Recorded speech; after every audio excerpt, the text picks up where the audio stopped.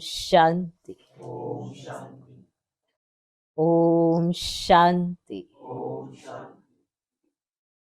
आज की तारीख है 30 नवंबर 2024।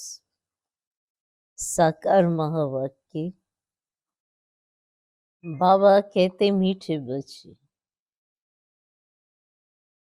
सन शोज फादर, सन शोज फादर। मनमत को छोड़ श्रीमत पर चलो, तब बाप का शो कर सकेंगे। मनमत को छोड़ श्रीमत पर चलो, तब बाप का शो कर सकेंगे। बाबा कहते मीठे बच्चे, सन शोज फादर।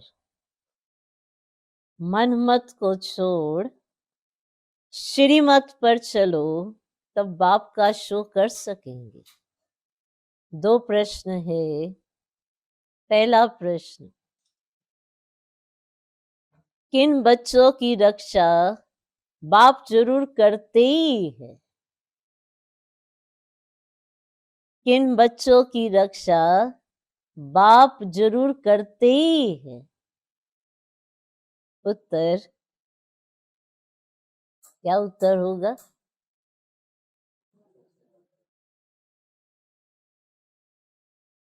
जो बच्चे सच्चे हैं। जो बच्चे सच्चे हैं उनकी रक्षा जरूर होती है। अगर रक्षा नहीं होती है तो अंदर में जरूर कोई ना कोई झूठ होगा।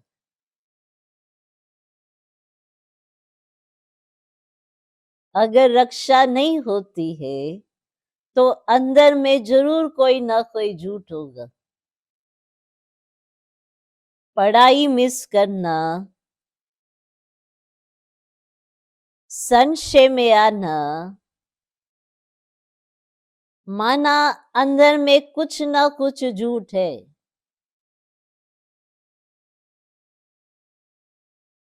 उन्हें माया अंगुरी मार देती।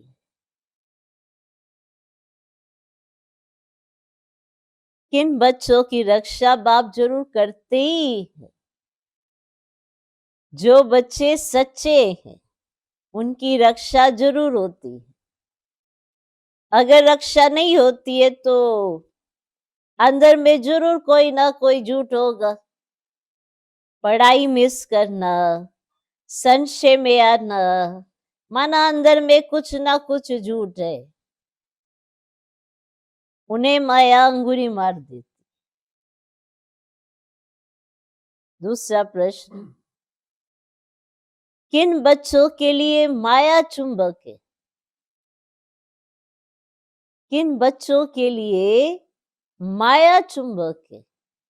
वो कौन से बच्चे होते हैं जिनके लिए माया चुंबक है?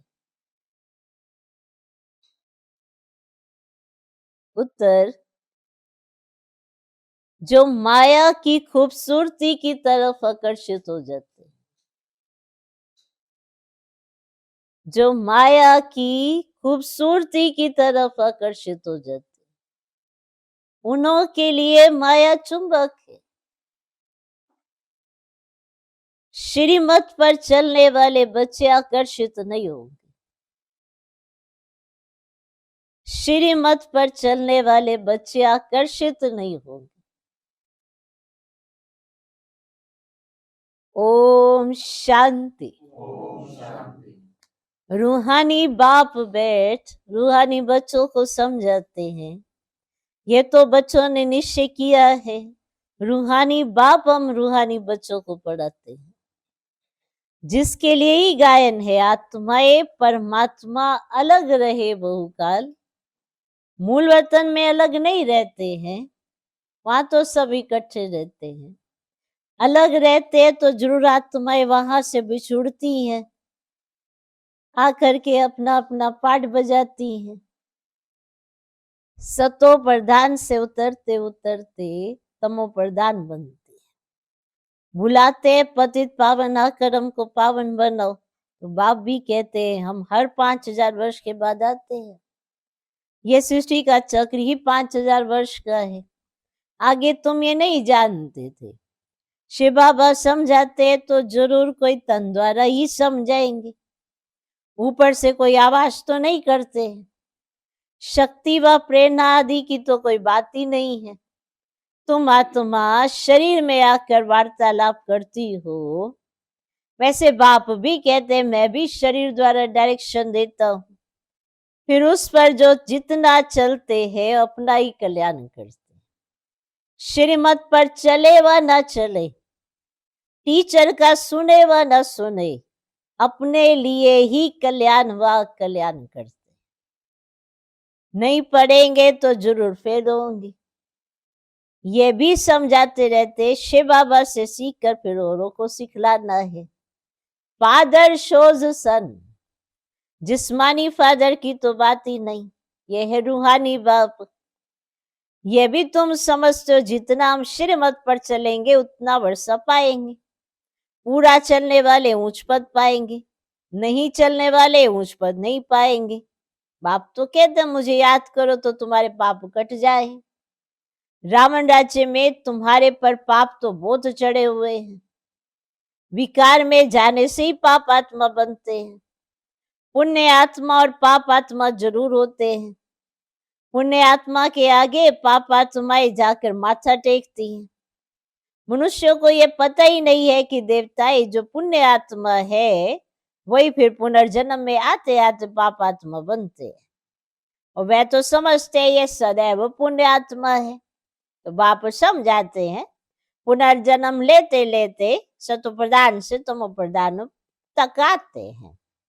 तो जब बिल्कुल पाप आत्मा बन जाते हैं तो फिर बाप को बुलाते हैं। तो जब पुण्य आत्मा है तो याद करने की दरकार नहीं रहती। तो यह तुम बच्चों को समझाना है, सर्विस करनी है। और बाप तो नहीं जाकर सबको सुनाएंगे, और बच्चे सर्विस करने लायक हैं तो बच्चों को ही जाना चाहिए। मनुष्य तो दिन प्रतिदिन असुर बनते जाते हैं। पहचान ना होने कारण बकवास करने में भी देरी नहीं करते। मनुष्य कहते गीता का भगवान श्री कृष्ण है, और तुम समझाते हो वह तो देहधारी है, उनको देवता कहा जाता है। अब श्री कृष्ण को बाप नहीं कहेंगे। अब यह तो सब फादर को याद करते हैं ना, तो आत्माओं का फादर तो दूसरा कोई होता ही नहीं है। तो यह प्रजापिता ब्रह्मा भी कहते हैं निराकार फादर को याद करना है। ये कॉर्पोरियल फादर हो जाता है। समझाया तो बहुत जाता है, कहीं पूरा ना समझकर उल्टा रास्ता ले जंगल में जाकर पड़ते हैं। तो बाप तो रास्ता बताते हैं ना स्वर्ग में जाने का, तो फिर भी जंगल तरफ चले जाते हैं। तो बाप समझाते हैं तुमको जंगल तरफ ले जाने वाला है रावण। तुम माया से हार खाते हो, रास्ता भूल जाते हो, तो फिर उस जंगल के कांटे बन जाते हो। तो वह फिर स्वर्ग में देरी से आएंगे। यहाँ तुम आए ही हो स्वर्ग में जाने का पुरुषार्थ करने, और त्रेता को भी तो स्वर्ग ही नहीं कहेंगे। 25% कम हुआ ना, तो स्वर्ग तो नहीं कहेंगे। तुम यहाँ आए ही हो पुरानी दुनिया छोड़ नई दुनिया में जाने के लिए, तो त्रेता को नई दुनिया तो नहीं कहेंगे। कहेंगे तो नापास वहां चले जाते हैं, क्योंकि रास्ता ठीक पकड़ते नहीं, नीचे ऊपर होते रहते हैं। तुम महसूस करते हो जो याद होनी चाहिए वे नहीं रहती। स्वर्गवासी जो बनते हैं उनको कहेंगे अच्छे पास, और त्रेता वाले नापास गिने जाते हैं। तुम नरकवासी से स्वर्गवासी बनते हो, नहीं तो फिर नापास कहा जाता है। उस पढ़ाई में तो फिर दोबारा पढ़ते हैं। अब इसमें दूसरा वर्ष पढ़ने की तो कोई बात ही नहीं है। जन्म जन्मांतर कल्प कल्पांतर वही इम्तिहान पास करते हैं जो कल्प पहले किया है। तो इस ड्रामा के राज को अच्छी रीति समझना चाहिए। कहीं समझते हम चल नहीं सकते। बूढ़ा है तो उनको हाथ से पकड़ कर चलाओ तो चलेंगे, नहीं तो गिर पड़ेंगे। परंतु तकदीर में नहीं है ना, तो कितना भी जोर देते फूल बनाने का, परंतु बनते नहीं। अख का फूल होता है, ये कांटे तो चुभते हैं। तो बाप कितना समझाते हैं। कल तुम जिस शिव की पूजा करते थे वे आज तुमको पढ़ा रहे हैं। हर बात में पुरुषार्थ के लिए जोर दिया जाता है।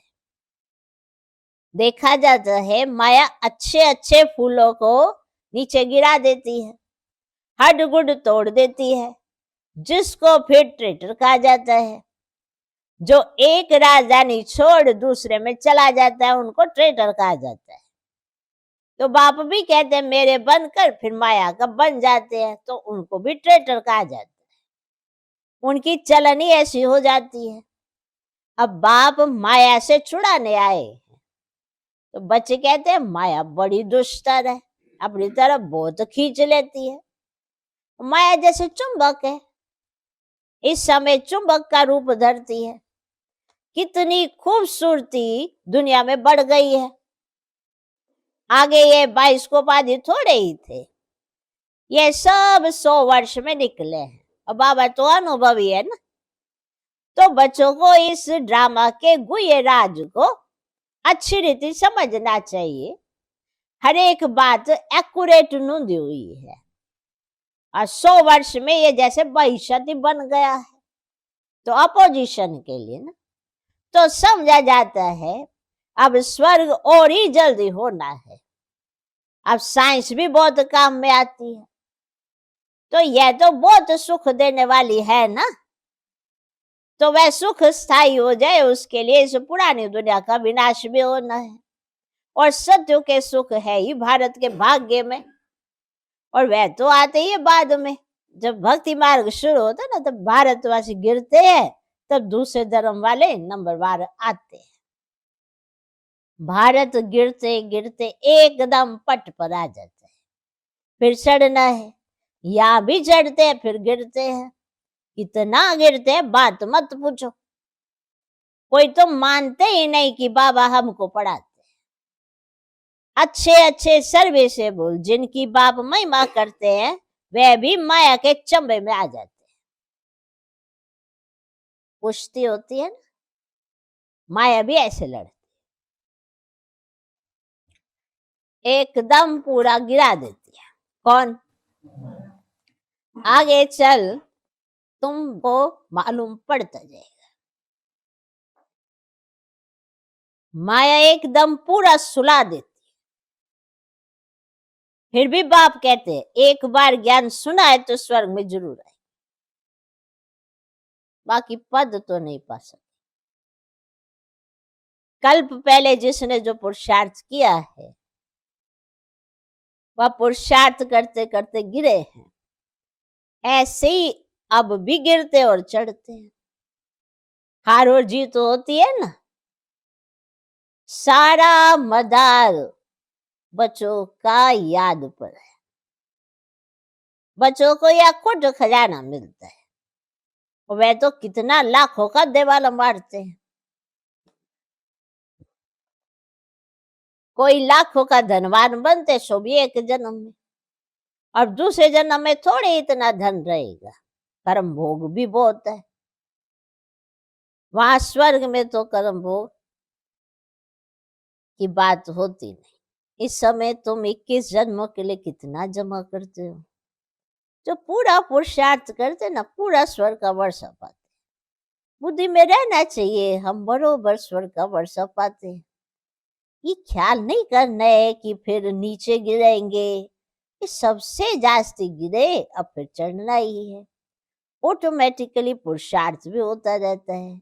बाप समझाते देखो माया कितनी प्रबल है, और मनुष्य में कितना अज्ञान भर गया है। और अज्ञान के कारण बाप को भी सर्वव्यापी कहा जाता है। और भारत कितना फर्स्ट क्लास था।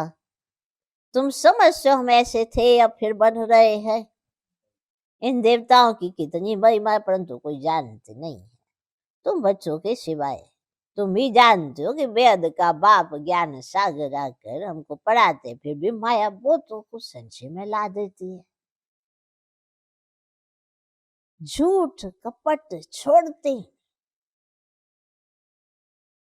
तब बाप कहते हैं सच्चा सच्चा अपना चार्ट लिखो, परंतु देह अभिमान के कारण सच नहीं बताते, तो वह भी विक्रम बन जाता है। सच बताना चाहिए ना, बताना चाहिए ना, नहीं तो बहुत सजा खानी पड़ती है।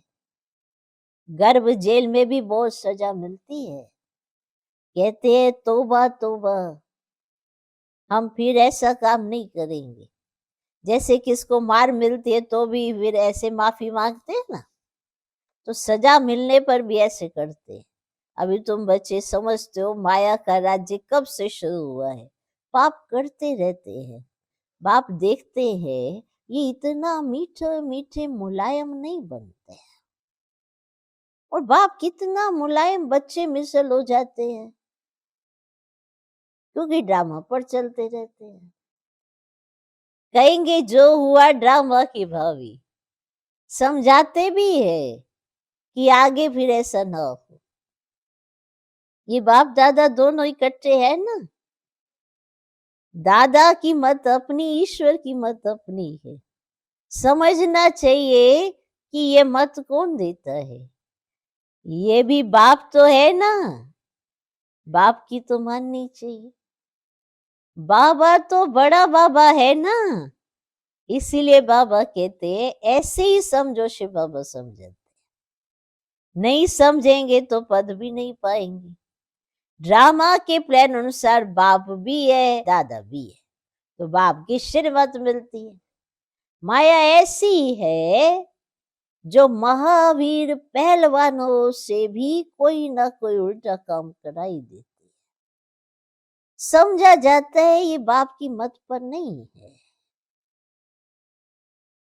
खुद भी फील करते हैं मैं अपनी आसुरी मत पर हूं। श्रीमत देने वाला आकर उपस्थित हुआ है, उनकी है ना ईश्वरीय मत। तो बाप खुद कहते इनकी अगर कोई ऐसी मत मिल भी गई तो भी उनको मैं ठीक करने वाला बैठा हूं। फिर भी हमने रथ लिया है ना, हमने रथ लिया तब ही इसने गाली खाई है, नहीं तो कभी गाली नहीं खाई। मेरे कारण कितनी गाली खाते, तो इनकी भी संभाल करनी पड़े। बाप रक्षा जरूर करते हैं, जैसे बच्चों की रक्षा बाप करते हैं ना। जितना सच्चाई पर चलते उतनी रक्षा होती है, झूठे की रक्षा नहीं होती, उनकी तो फिर सजा कायम हो जाती है। इसीलिए बाप समझाते माया तो एकदम नाक से पकड़कर खत्म कर देती है। बच्चे खुद फील करते माया खा लेती, तो फिर पढ़ाई छोड़ देते हैं। बाप कहते पढ़ाई जरूर पढ़ो। अच्छा, कहा किसका दोष है? इसमें जैसा जो करेगा सो भविष्य में पाएगा, क्योंकि अभी दुनिया बदल रही है। माया ऐसी अंगुरी मार देती है जो वह खुशी नहीं रहती है। फिर चिल्लाते हैं बाबा बाबा, पता नहीं क्या होता है। युद्ध के मैदान में बहुत खबरदार रहते हैं कि कहा कोई अंगुरी ना मार दे। फिर भी जास्ती ताकत वाले होते हैं तो दूसरे को गिरा देते, फिर दूसरे दिन पर रखते हैं। ये माया की लड़ाई तो अंत तक चलती रहती है, नीचे ऊपर होते रहते हैं। कई बच्चे सच नहीं बताते, इज्जत का बहुत डर है, पता नहीं बाबा क्या कहें। जब तक सच बताया नहीं है तब तक आगे चल ना सके, अंदर में खटकता रहता है, फिर वृद्धि हो जाती है। आप ही सच कभी नहीं बताई। कहा दो हैं तो समझते ये बाबा को सुनाएंगे तो हम भी सुना दे। कहीं ये अपनी कहानी तो सुना देगा और मेरी रह गई तो कहीं ऐसे में सुनाते हैं। समझा कि एक तो बाबा को सुना देगा तो हम भी सुना दें। माया बड़ी दुष्टर है। समझा जाता है उनकी तकदीर में इतना उच्च पद नहीं है जो सर्जन से छिपाते हैं। छिपाने से बीमारी छूटेगी नहीं, जितना छिपाएंगे उतना गिरते ही रहेंगे। भूत तो सब में है ना। जब तक कर्मातीत अवस्था नहीं बनी तब तक क्रिमिनल आई भी छोड़ती नहीं। सबसे बड़ा दुश्मन है काम। कई गिर पड़ते हैं। बाबा तो बार बार समझाते हैं, शिव बाबा के सिवाय कोई देदारी को याद नहीं करता। कई तो ऐसे पक्के हैं जो कभी किसकी याद भी नहीं है। पतिव्रता स्त्री होती है ना, उनकी कुबुद्धि नहीं होती। अच्छा, मीठे मीठे सिकिलधे बच्चों प्रति माता पिता बाप दादा का याद प्यार गुड मॉर्निंग। रूहानी बाप की रूहानी बच्चों को नमस्ते। हम रूहानी बच्चों की भी रूहानी बाप को नमस्ते नमस्ते नमस्ते। Good morning good morning good morning. धारणा के लिए मुख्य सार पहला पॉइंट, हमें पढ़ाने वाला स्वयं ज्ञान का सागर बेहद का बाप है। इसमें कभी संशय नहीं लाना है। हमें पढ़ाने वाला